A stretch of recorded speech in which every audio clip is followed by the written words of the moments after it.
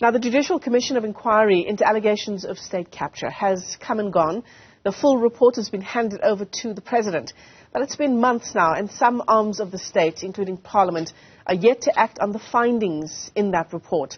But civil society organizations are dissecting, debating, and analyzing the necessary steps that are needed to ensure that Zondo's findings, the now Chief Justice's findings, are enforced. How are these groups planning to do this? Let's speak to Open Secrets and its head of research, Michael Marchant, joins us via our video link this morning. Michael, it's great to have you with us on the program.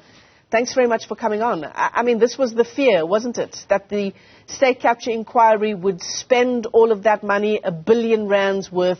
It would take all of that time. We'd all go through the incredible emotions of hearing the devastating evidence insofar as state capture is concerned, and then nothing would happen. Are we there now? Morning, Michelle. Morning to the viewers. I'm not sure if we're there yet, simply because the President hasn't yet provided his set of recommendations and reflections on the report to Parliament. And so he obviously has to do that in the next few weeks, and then Parliament is supposed to act.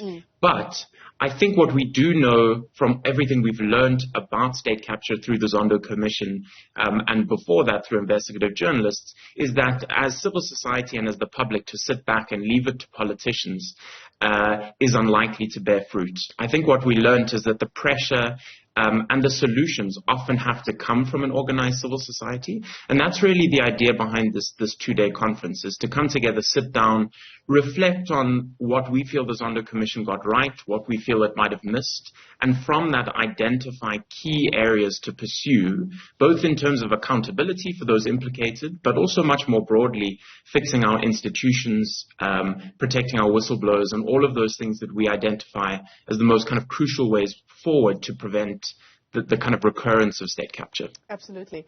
So we wait for the President, as you say, to outline his recommendations insofar as the report is concerned. In the interim, though, are we seeing enough insofar as our law enforcement organizations? Because the evidence that we heard at the inquiry was so incredibly detailed and damning. Have we seen enough action on the part of law enforcement? I think the simple answer is no, and it's an important distinction that you make.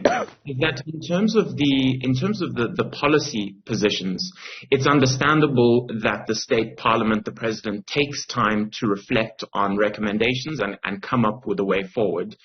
Law enforcement did not have to wait. It never had to wait. There were provisions made quite early in the Commission's life that all the evidence from the Commission went to the MPA and the Hawks. And so I think we would have wanted to have seen more action at this stage. There have been some arrests recently, the very high-profile arrests related to the Transnet case, for example, Brian Molefe, Eric Wood, etc. And those are very welcome. But I think ultimately it's quite a small group of a huge range of those who are implicated with very detailed evidence. And one of the things that we are discussing at this conference is the fact that the Zondo Commission obviously didn't make findings about law enforcement, and yet we know state capture had a devastating effect in and of itself on the ability of the law enforcement agencies to act. And so that's one of the biggest challenges that we have going forward, is that to pursue accountability, we need to urgently resource and rebuild those institutions so that they have the skills, the will, and the resources to act. Because I think, as you say, up until now, while we see small movement, I think for most South Africans, there certainly has not been enough accountability, and there's very little sense of justice or the rebuilding of trust in those institutions. Absolutely. I mean, the hope, I suppose, would be that there are cogs turning in the background, that there is a lot of work that's unfolding that we perhaps are just not privy to. But you raised the issue of skills, and we know and the MPA has admitted as such, that we don't have the kinds of forensic skills in-house to prosecute the kinds of crimes contained in the state capture report. So, you know, is the work happening in the background, but do we have the capacity to even do the work? It's very difficult to know. I think there's little doubt that there is work happening in the background, and we've had the MPA assure us several times over the last year that there is important work going into the state capture cases. I think the difficulty that we have is that we have no evidence yet of the MPA arriving at court saying, we are ready to proceed on a case. And so even recently, with the example I gave of those Transnet arrests, those arrests have now been happening over a year. But at every court appearance so far, the MPA has said, we can't bring charge sheets yet because there will be further arrests. And so really the big test is going to be the first time the MPA comes and says, well, now the arrests are complete on, for example, this part of the Transnet procurement, and we're ready to proceed. And then to see, the strength of the case and whether they can do so. I think that in the interim, while they're doing that work, one of the things we as the public and civil society need to be pushing for is that the state continues to resource those agencies, as you say. There's really a two-pronged problem, I think. The one is sheer money and resources, not enough money in the budget going to our law enforcement agencies.